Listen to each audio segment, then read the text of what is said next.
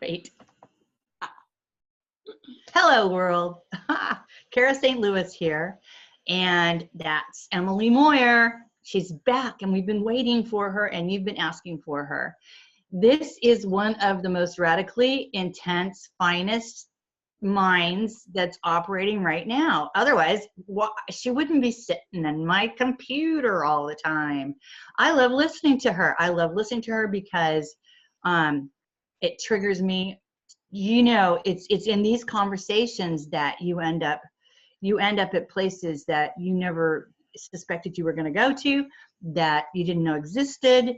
And I really admire and respect and love a person who can be extraordinarily courageous about their radical thinking, their anarchic thinking. And Emily's just gotten to the place where she's like, hey, you know, this is what I think.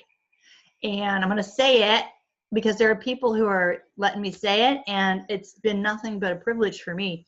So this is like patron series of lectures with Emily, part 4. She has done some magnificent work with programmable matter. She's also on to something new. So we're going to let her put it together in the way that makes sense to her. Hi, Emily. Hi, Kara. Thank you so much for having me. Go. Thank you for all the kind words, and it's great to be back. It's been a little while since our last one. Yep. You know, where we're going with this today is a little bit different, although related. And it's taken me a while to kind of come to, I have to get certain kinds of inner confirmations about things before I decide I'm ready to talk about them. Like, I've been playing with this version of things for a couple of months, but just a few weeks ago did I get the sort of intuitive confirmation that I needed to really go ahead with this. And so this is part 4 of our series on sugar as programmable matter. And yep. I'm calling it Inhaling Your Program, Creating a Hive Mind, and Breathing That Reality into Existence. And boom, boom. So just, you know, this is a little bit different than what we've been doing, but related. And actually, it brings us back almost full circle to where I got the idea for sugar as programmable matter. And for those of you who have been listening to the series, you've heard me say this. And so I'm going to repeat it for those who maybe haven't.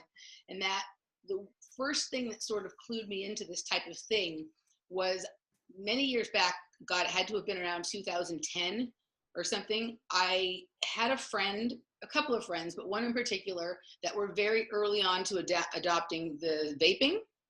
And I noticed significant changes in this person's personality to the point that we almost stopped talking and hanging out. And it wasn't because I didn't care about this person or didn't like her anymore, but it was like there was something going on. Like there was some kind of haze, and that really, to a certain extent, is still in place. I mean, she's evolved a little bit. We've been able to sort of talk through some things, and we're still friends. And she's been a great friend to me, and I love her. But I've noticed this with a lot of people who are vaping, and I know that people are not going to like me for saying this. A lot of people in the alternative media, a lot of other hosts, they do it. This is not a personal judgment. I understand it can be hard to break habits and addictions. This is just what I notice. And mostly I say this because I love you all. And I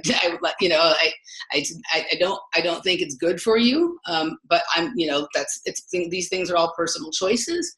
But I noticed changes in the people that were doing it that seemed like they were under, and we know that everybody's under some kind of mind control, but this seemed a little bit different and somehow related. So one night when I couldn't sleep, I went down the rabbit hole looking up like e-cigarettes, mind control, vaping, mind control. And I found, this was like, again, many years back, I found a quote by Nikola Tesla that if I'd understood the importance of it at the time, I would have been sure to save it, but it seems to have been scrubbed from the internet since then because I cannot find it again. And the quote said something like, in the future, men will smoke these little machines. They will taste good and they will think they are cool and they will be under mind control. And so I thought, okay, that's interesting. And I just kind of left it at that. It was like, oh, okay, so these things are related to that. And, I kind of confirmed my suspicion on a certain level, and I kind of moved on. And as, time went on and more people adopted this, trend of vaping, and also as I came into my own awareness about health and diet, mind control, sugar, all of these kinds of things, what I understood about that, I started to think about, well, wait a second, those vaping machines are charged, a lot of them, people charge them in the USB port on their computer. And it's a sugary crystal. I've done a little research. There's actually no sugar in that. It's a glycerine, sort of crystalline kind of fluid, like glycerine kind of fluid that has flavoring, but the flavoring is like the same flavoring that they use to create candy. Like there's this guy who comes into my work who smokes this cherry flavored one, and it smells exactly like the gummy cherries that I used to be addicted to. I don't mean similar to, I mean exactly like the gummy cherries that I used to be addicted to when I was a sugar freak. And so, it's crystalline, and the glycerin crystalline, sweet, and it can, like, I'm coming to understand that not just sugar can hold information, but almost everything can. Water can be programmed. Pretty much anything we eat, consume, or come in contact with can be. Whether it actually is programmed or not is in question, but it's programmable. Sugar happens to be a uniquely good delivery system for that. Like, right, that's like, it's just like some things are better for it than others. But, I became suspicious because of the fact that this thing is charged on the computer, and then these particles are being charged as you inhale them. And I've, wondered if there's like an application possibly running in the background when these things are charging on your computer, even though it's not saying that. We all know how this stuff works at this point, right? And so Yeah. like, I thought that was interesting. And then it was like, oh, that's crystalline and sweet and candy flavored.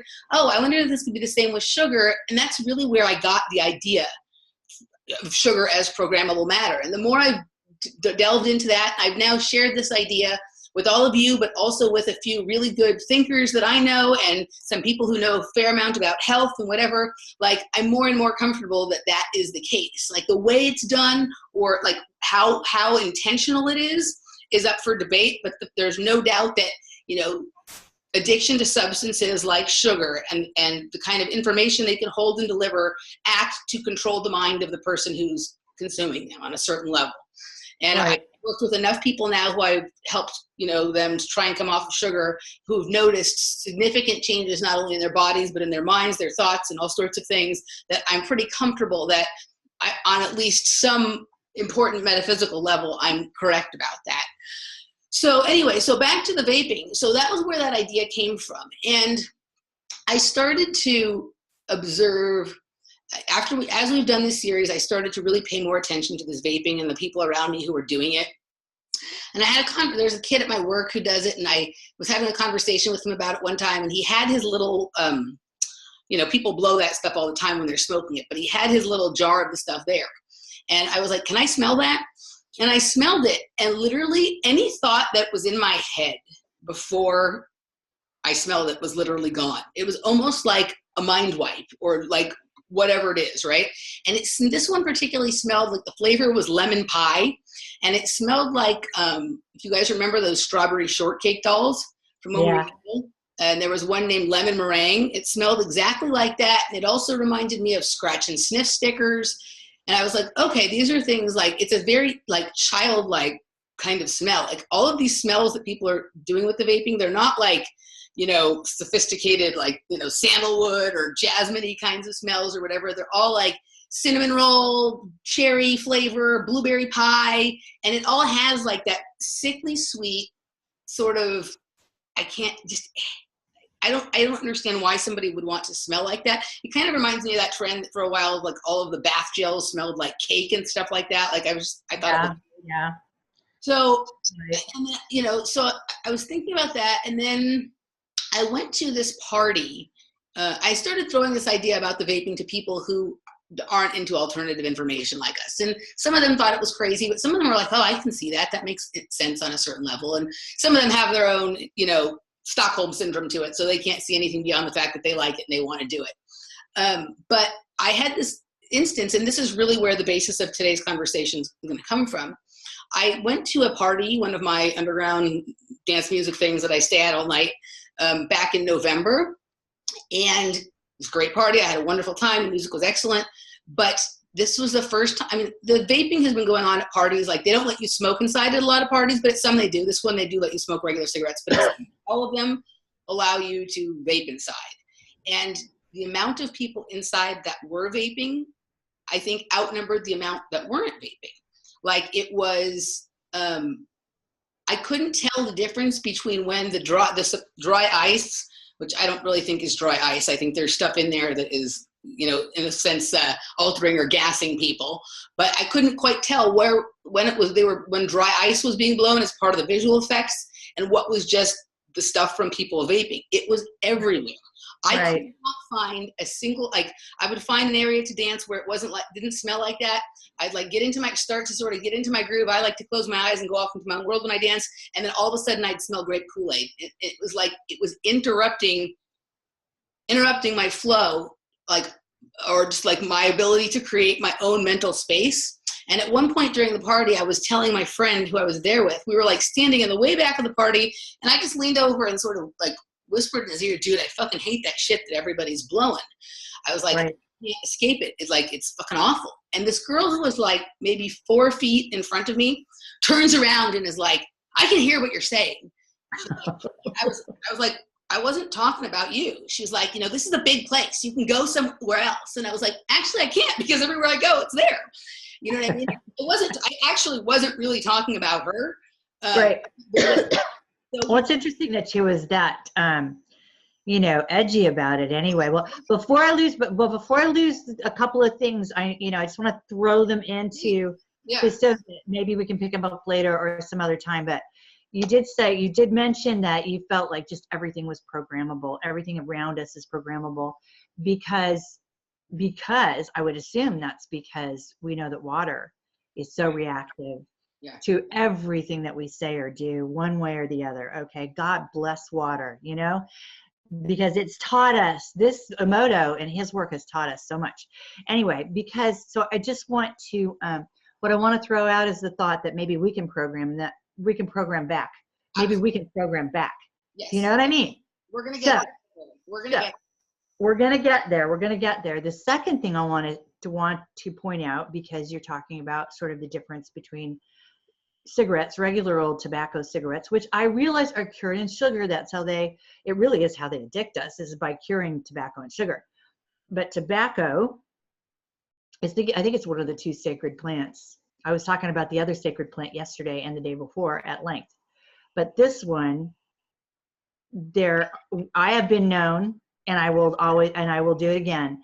When someone I love is vaping, I will take the vape away from them and give them a pack of cigarettes.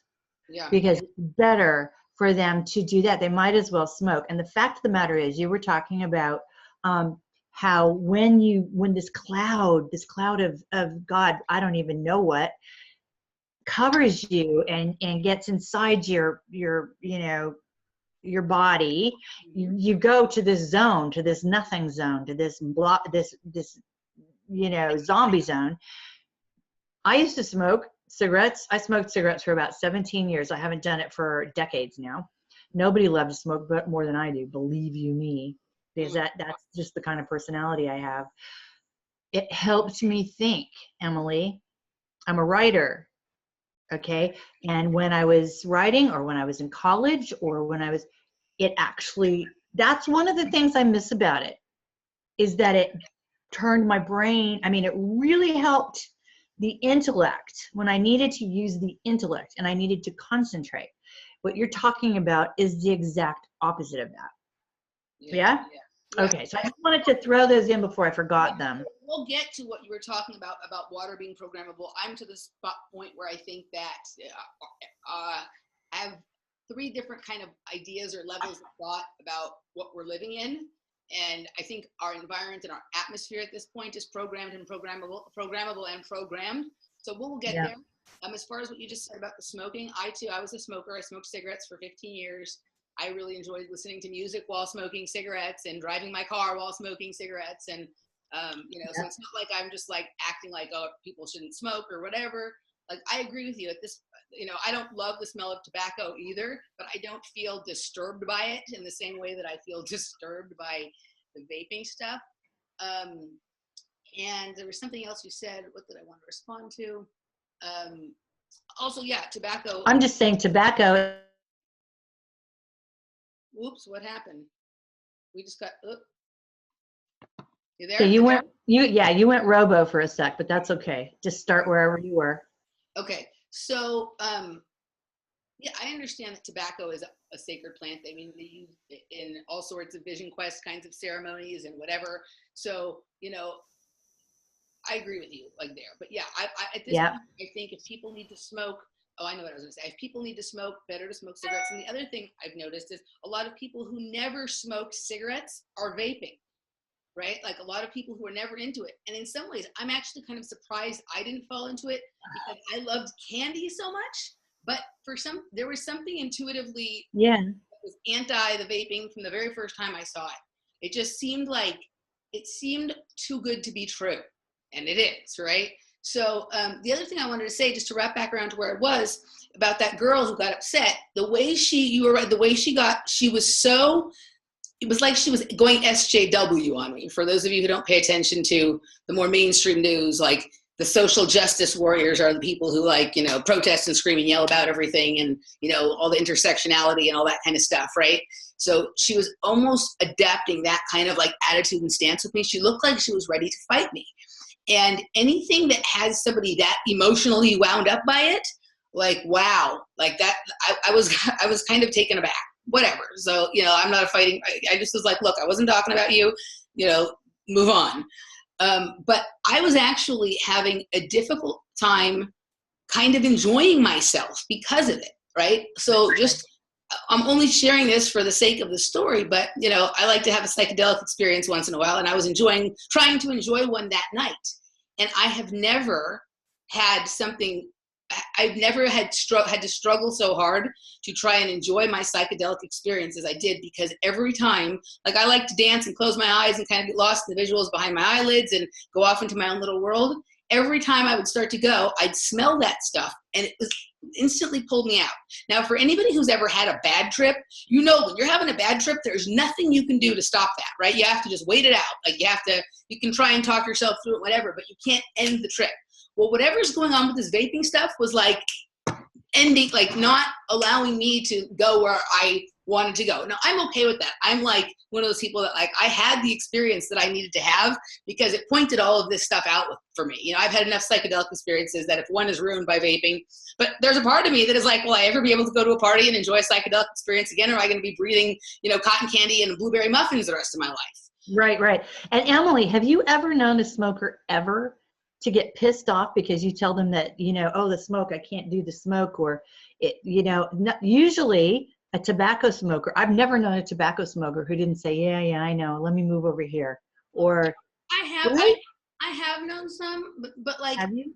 I mean, but like not, I've never been, I can't even say that I've ever been so disturbed by tobacco smoke. Like the tobacco smoke is kind of an unpleasant thing, but it's like, unless you're smoking it in a tight enclosed room, which this was not, I was in a huge warehouse, right? Yeah. You kind of walk 10 feet away and it's not bothering you so much anymore. This Right. goes everywhere. And the amount of smoke that is created, it's like a chemtrail. And I've said that before. It's like a chemtrail or a cloud cloak or whatever inside. And, you know, there's nothing you can do to avoid that. If you're in the room and people allow it to happen at places where they don't allow cigarettes to happen, and the distance that it travels is much farther. I mean, these people, so one of the things that I have found that is a little disturbing about this, like when I was looking into some things, I did some searching about, so I'm trying to decide what order I should go in here. All right, so let's do this. Okay, so I've been playing, what I was feeling like almost, okay, the other thing with these vaping machines, a lot of them have a blue light on them, the same thing that's on your Bluetooth, the same things that it's on like a lot of these wireless devices. And I actually think this blue light technology is part of like a blue beam kind of setup or scenario. I think those blue lights carry certain kinds of information. They carry a certain band of information. And I think that the fact that they're on these vaping machines and these charging depots and stuff like that, I think that's part of carrying, you know, transporting the information into your body. You know, so look what's happening. You have this thing is charging on your computer. Let's just say, let's go totally buck wild here for a second, because that's what I do. Okay. Yeah, do it. Go. Say that like there is an app running in the background and they are trying to use this to mind control or to program people.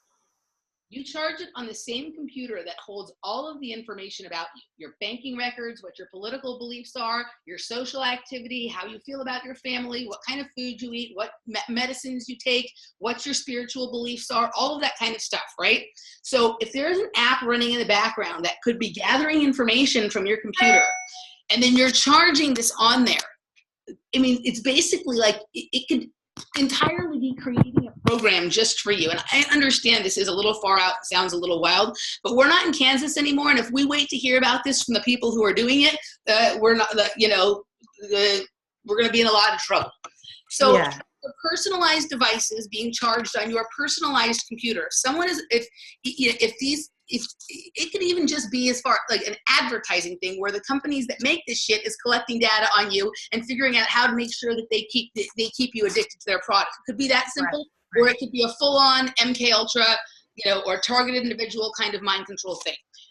You're charging your thing, you're sending that charge into this liquid you are inhaling. And if you, like these people, they're like, I watched these videos about how they alter and change their batteries and their smoking machines to try and get the biggest rips and the biggest hits and whatever. Like, what on earth do you need all of that for? Right? Like, if the idea is that it's supposed to be healthier for you than smoking or some sort of intermediary between smoking and quitting, like, what is this? There's an entire culture around creating the best acting, most effective, biggest hitting, whatever, smoking machines and how to make liquids that do it the best and whatever.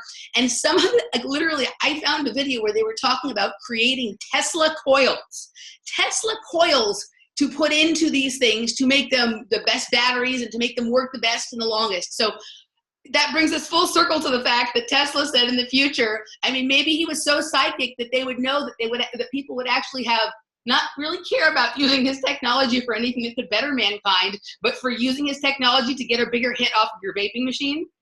Like, that's insane. So these people, you're inhaling this stuff and looking for more and more efficient ways to do it. And if that's programmed and it's going in and literally reading, reading what's in your body or picking up the energies on your body, let's say that's a program. Let's say that you are inhaling your program, you're breathing it in, you're mixing your energy with it, right? And then you're blowing it out. And other people around you cannot help but breathing that in. So they're breathing in your program and what you've added to it, right? The program that's been created for you, what you've added to it with your own energies, good, bad, or indifferent, or whatever, and then they're breathing it in. I completely had the thought that, like, what if this is one of the things that's being used to create a hive mind?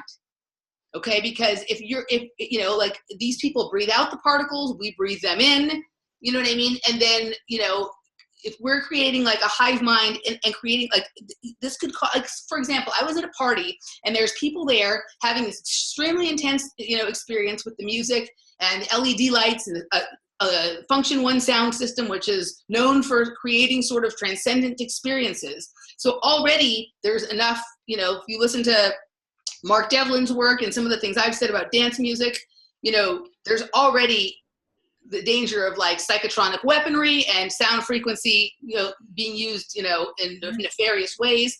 So you have that going on, and then you add this to the mix, right? You add this, and it was literally almost like I was watching there be created like a haze or a screen in front of me. So think Project Bluebeam, and also think chemtrails, which are about creating sort of a silver screen in the sky that they might be able to project reality off of.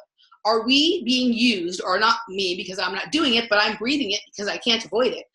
Right. Are we, is it somehow, I mean, if there is mind control technology in the chemtrails, which we all agree that something is going on with that, what about this? This is ground level, and this is getting us to participate in our own program and into creating a synchronistic or a hive mind experience. I mean, you have people there that are now, when you're in a room with people, you're having a spiritual or an energetic experience, you're already sharing air with them, which definitely, like, this is something that as we become more advanced in these things we study, we should be conscious of, even our intentions when we breathe and when we're in a room with other people, sharing energetic experiences. But now you put this into the mix, and if I'm right about this, and all this stuff are basically particles that can hold charge and carry information and have intent placed upon them and whatever, then, like, are we really just like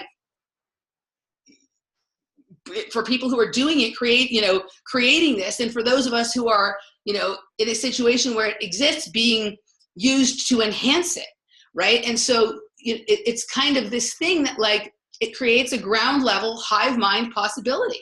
And then if you have people who are thinking that they're having spiritual experiences because they're in sync or they're in unison with somebody, then that's something, it's kind of like this idea of unity consciousness, which I don't like. To me, that always has said hive mind, but for some people who are in the New Age movement, that's something that feels good to them. But what if it's being even, I think the whole thing is a false thing, but what if within that it's even just the way it's actually coming together is being falsely created by basically breathing in the same program. Now, what we're in here, like I'm kind of in a phase where I'm starting to think we're in some kind of containment system, we're in some kind of simulation. So it's entirely possible that our atmosphere is already programmed and charged and is completely aware of us, and every time we breathe it in, we're breathing in information from that simulation, and every time we breathe out, it's gathering information about us to feed back a better program. But I think some of the things that chemtrails and stuff like vaping and sugar and all this kind of stuff is doing is creating an even further level of mechanization and programming to sort of, tighten that down, right? Like we can all agree that like at one time the earth felt more organic than it does now, even if we were already in a program. It's becoming increasingly less organic, more mechanized, more technological, and more fake, right? Mm-hmm. Right. So more artificial. So these were all the things that were sort of flying around in my head, and I've been trying to think about how I could really speak about them in a way that made sense, and I recognize that a lot of this is just me expressing my thoughts, my creative thinking, and my imagination and whatever, but that's what we do here with Carol. That's what you get to do, man. That's what you get to do, and I love it, and everybody loves, this just throws the doors open for people to be able to speculate. Geez, it's what we do. We speculate. Okay. Well, when you were, first of all, I think you're really, again, onto something again. The two things that I thought of when you were speaking those, Rudolf Steiner said it's all in the breath. Everything's in the breath. Okay. So people have been saying that for a long time. It's a bit inscrutable, that's a bit cryptic, but it's not after Emily says what she just said, is it?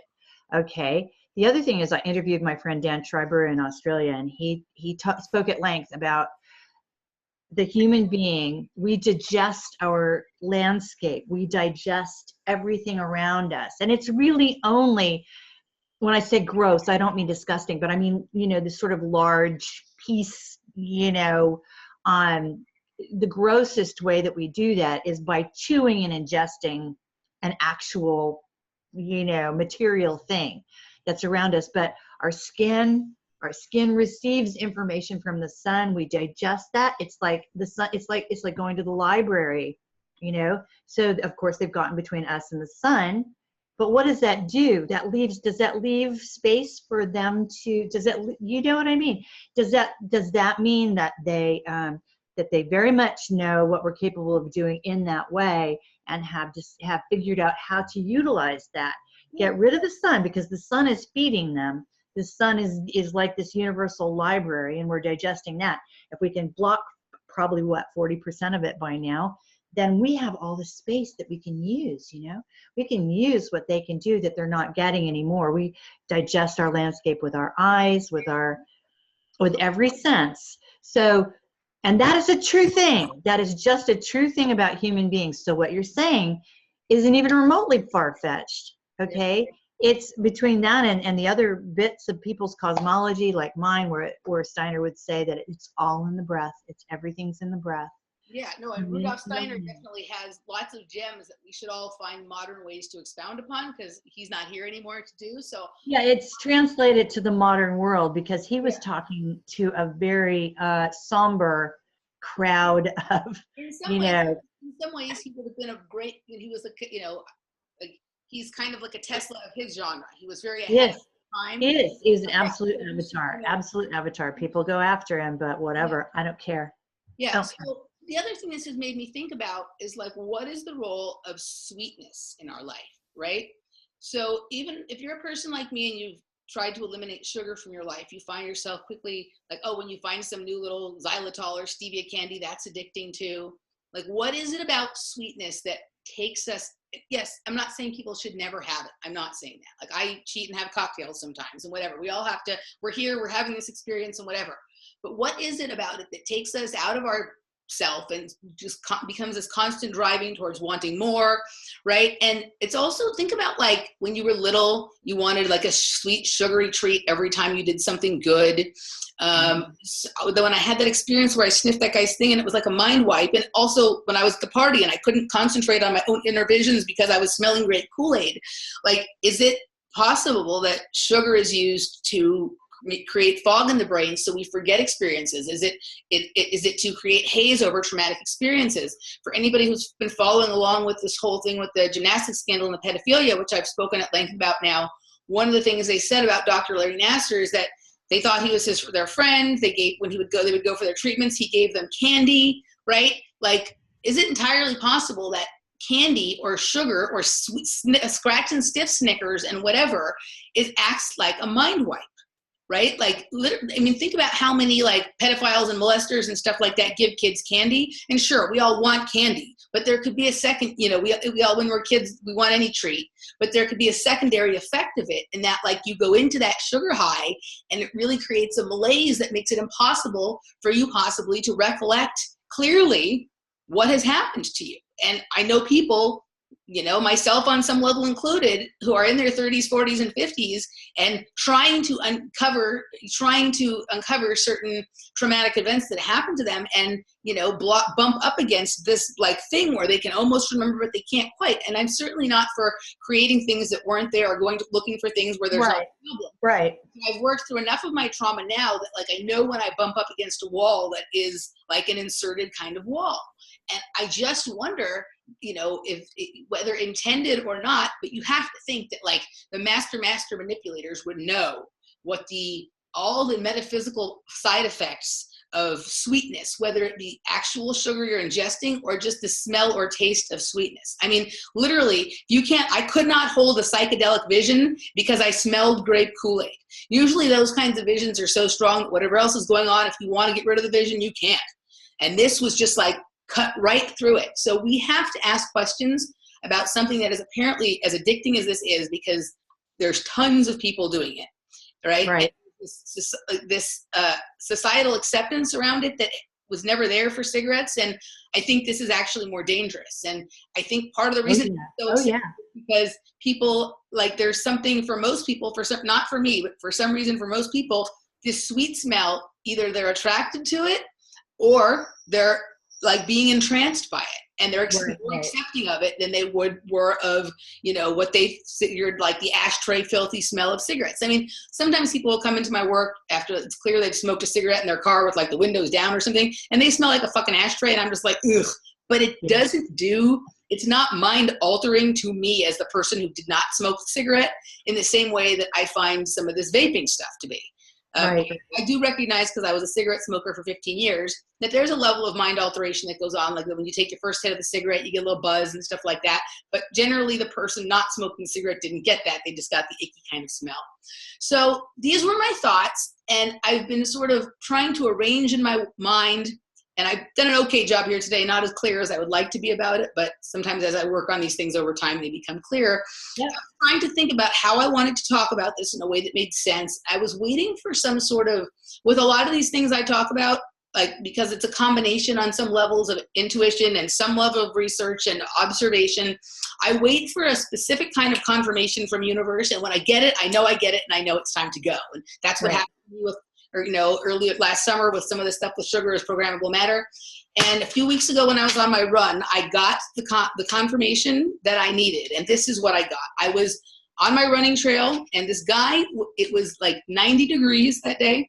And this guy was in front of me with a full sweatshirt on, hoodie, walking really slow, had weights in his hands, and he had a hoodie on. And this was what was on the back of his hoodie right here. So it might look backwards to you guys, but it says Vape Life, spelled with a Y. And then there was an X, and here we have a lightning bolt, right? So that's like energy, like the charging a battery. Yeah. cloud here, which I think of like creating like the cloud that we store information on. I think that's actually happening in our real atmosphere too. I think our atmosphere at this point is charged and programmed and is passing information to us and storing information about us. Like it is quite really possible that when they say we're storing information on the cloud, they actually are using our atmosphere somehow to do it. And that's why it's endless amounts of storage capability.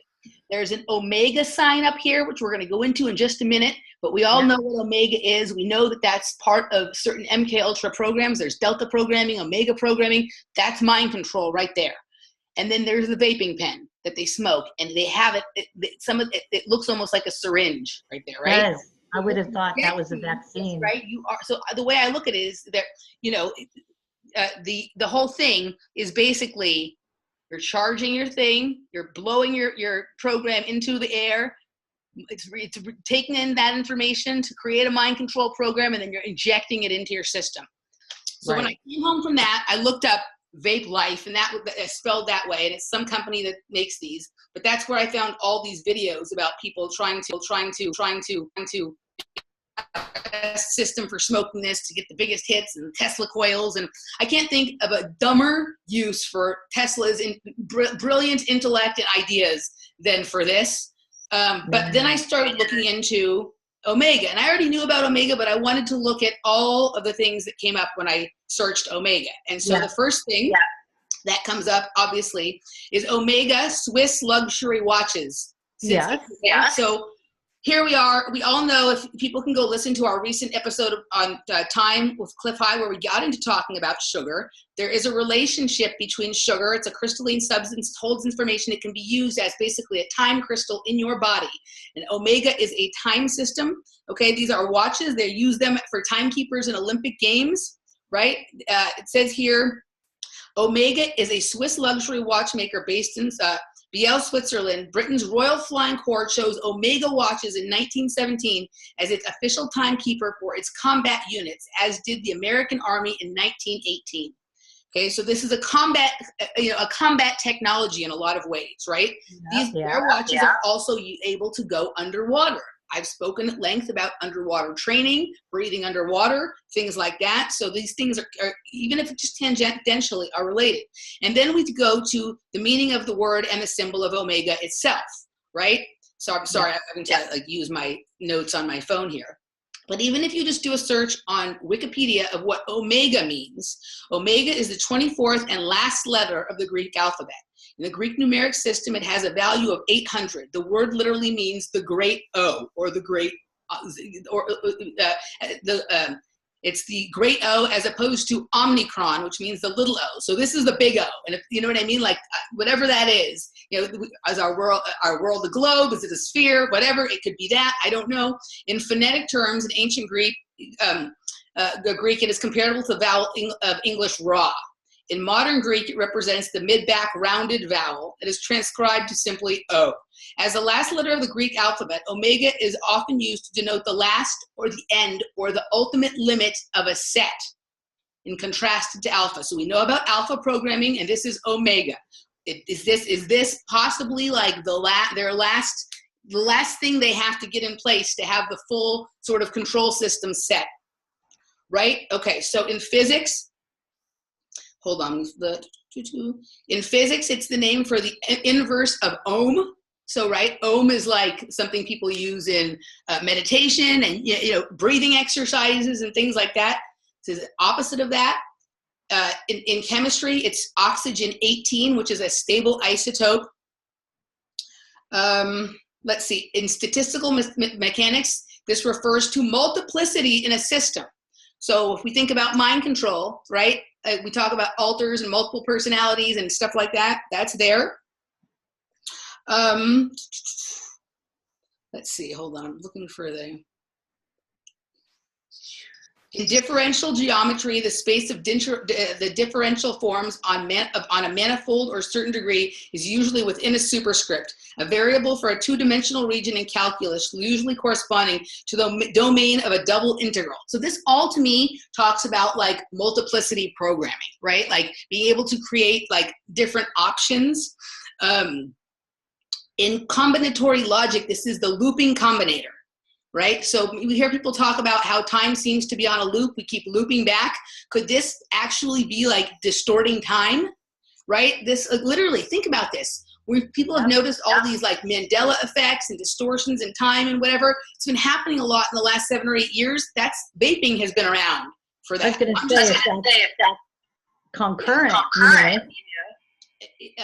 A notation related to the Big O notation described the asymptotic behavior functions, right? Like that, to me, that sentence is disturbing. It's the badge of the Supreme Court of the United Kingdom. It was the mission patch for STS-135, the last mission of the Space Shuttle program. It is the logo of the God of War video game based on Greek mythology. The logo of the Heroes of Olympus. The logo of the Ultramarines in Warhammer 40,000, which I'm assuming is like some of these are video games. Yeah, maybe, huh? Right? It's the logo of Primal Groudon in the version mascot of Pokemon, Omega Ruby. Remember the Pokemon game that everybody was, losing their shit over? I mean, it goes on and on and on. It was the symbol of the resistance movement against the Vietnam era draft in the United States. It's the year or date of someone's, can be used as the year to denote the year or date of someone's death, right? It is used to refer to the lowest ranked wolf in a pack. In eschatology, it is the symbol for the end of everything. Oh God. Okay, so this is this is the symbol that's being used in conjunction. Emily, before you lose that thread, would you read the geometry one again? Yeah, let me see if I can go back and find it. In differential geometry, the space of differential forms on a manifold of a certain degree, usually within a superscript, a variable for a two-dimensional region in calculus, usually corresponding to the domain of a double integral. If anybody is smart with geometry or calculus, you want to get back to us with exactly what that means, but it just means something. Yeah, but what I hear is 2 dimensions. I hear the two-dimensional flat screen. Bring us back down out of 3 and away from certainly away from 4 or 5 or 6 or any of these other places we're trying to go, right? And it's creating a screen. A screen is a two-dimensional experience. That's right. So it's all about bringing us back to 2. Okay, in molecular biology, the symbol is used as a shorthand to signify a genetic construct introduced by a 2-point crossover, right? For some reason, and I'm not saying I'm right about this, that makes me think of Cliff Carnicom's work with the cross-domain bacteria and Morgellons. I could be totally, that could have nothing to do with it, but that's sort of the inner ping I get. There was an omega particle in the Star Trek universe. Yes, there is. Oh, yes, there is.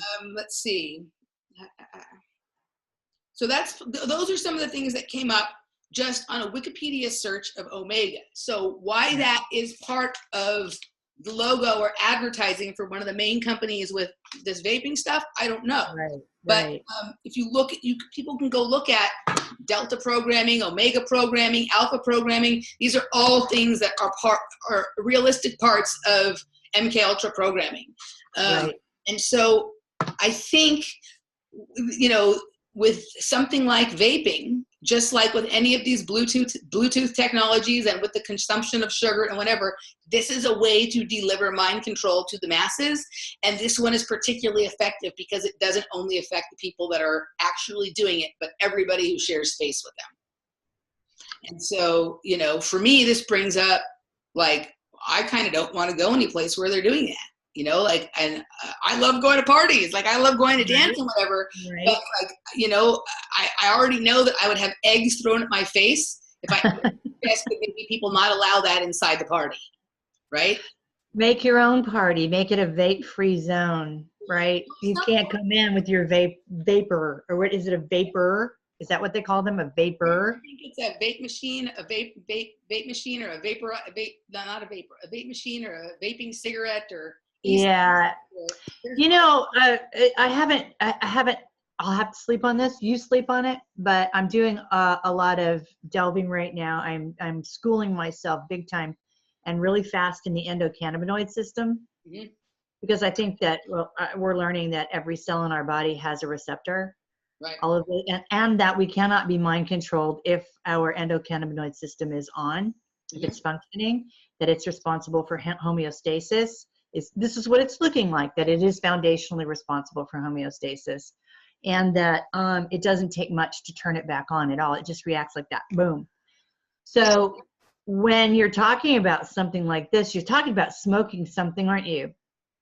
You're talking about breathing. You're talking about taking something into yourself that's, you know, I can't make a logical statement. I can't make an if then, you know, statement out of this yet.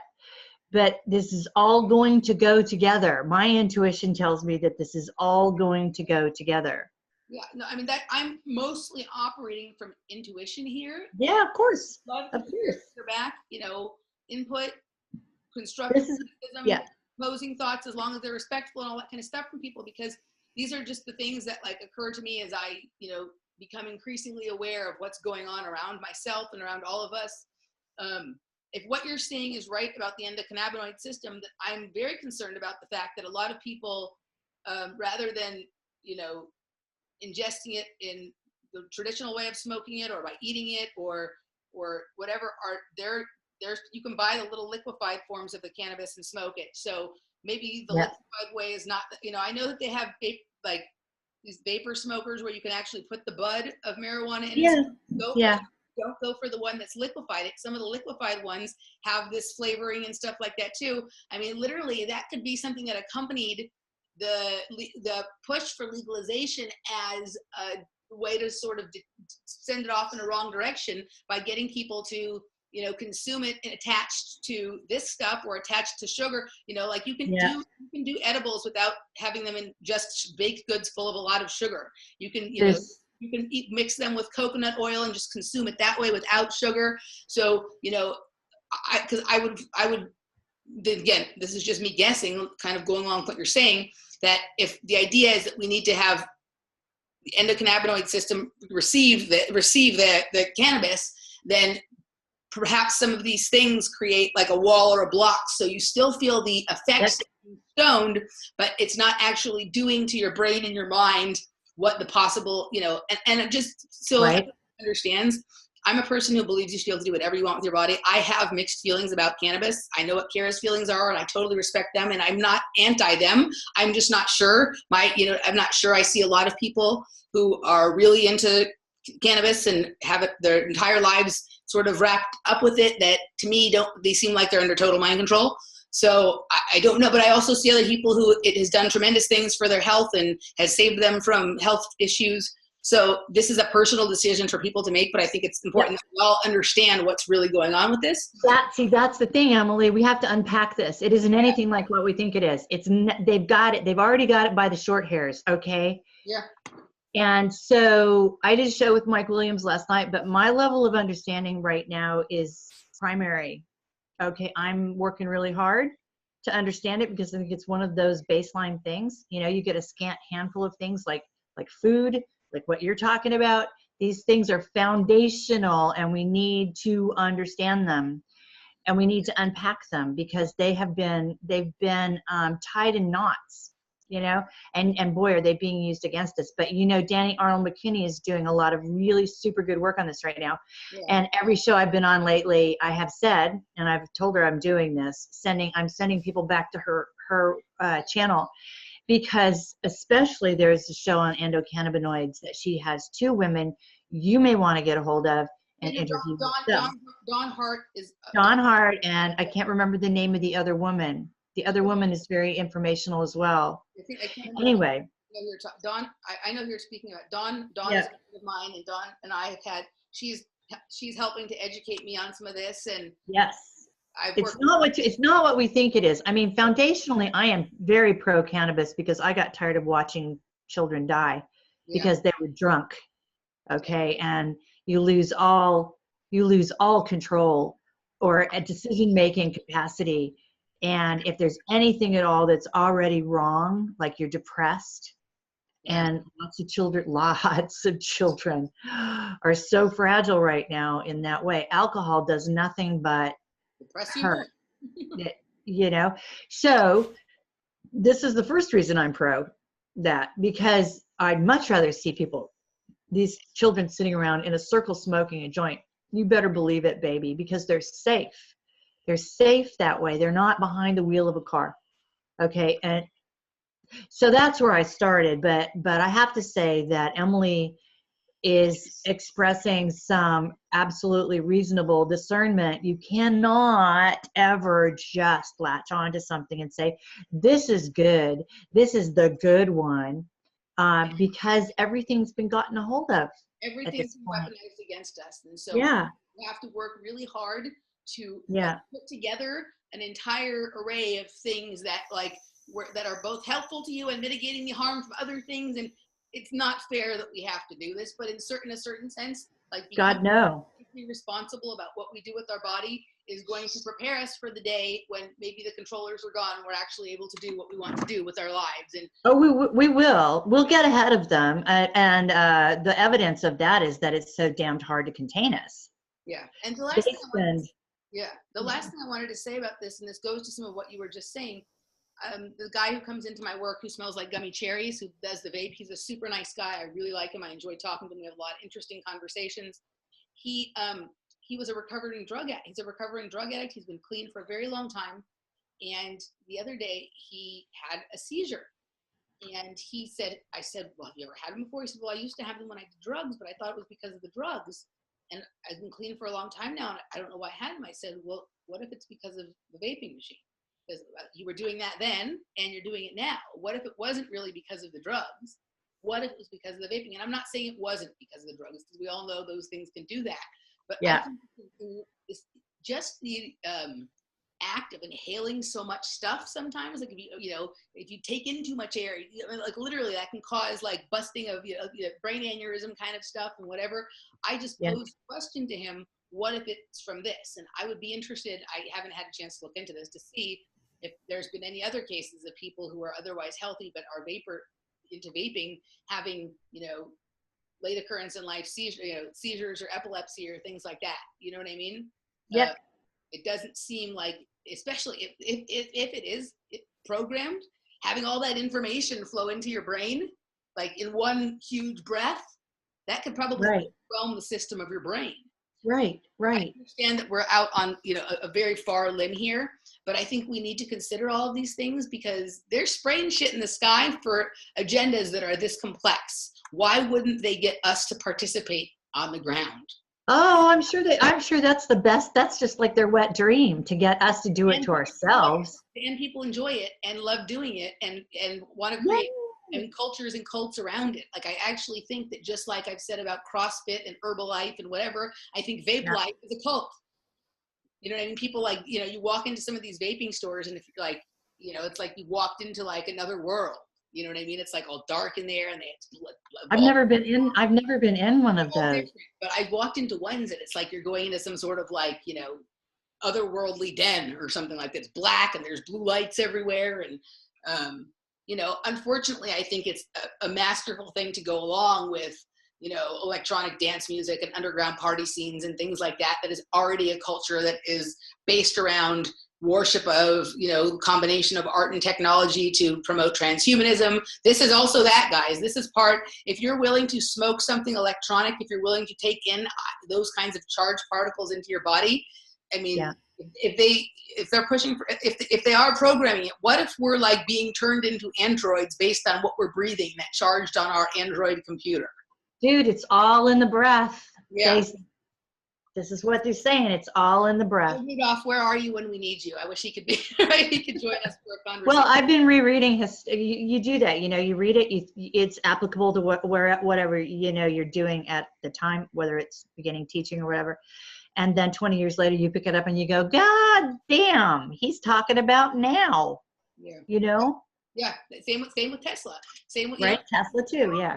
You go back and listen to like the comedy of someone like Bill Hicks from the 90s, you would think he was talking about now. He's long dead. You'd think he was describing everything that's happening now. So there's some of these people who just, their brilliance exists completely outside of time.